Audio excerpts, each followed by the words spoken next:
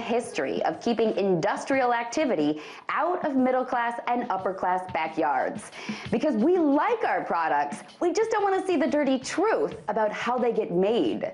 But that's starting to change with our big oil boom. The U.S. is experiencing an energy revolution and is on its way to energy independence thanks to fracking and horizontal drilling.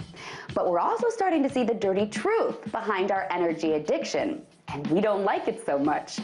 Because all of that oil boom drilling is starting to happen right in our well-manicured backyards, and that's having some seriously crappy effects.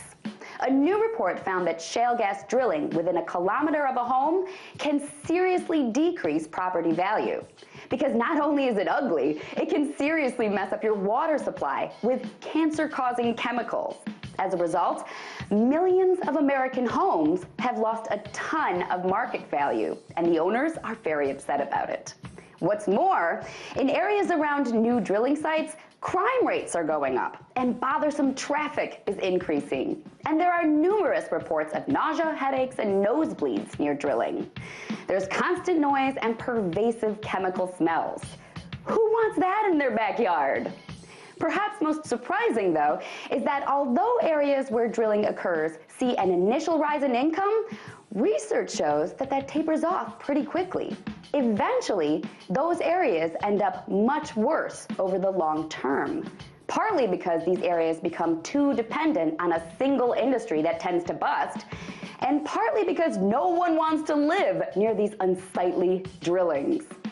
So, Americans want the cookie-cutter green backyards and the McMansions filled with all those lights and tech gadgets and big-screen TVs.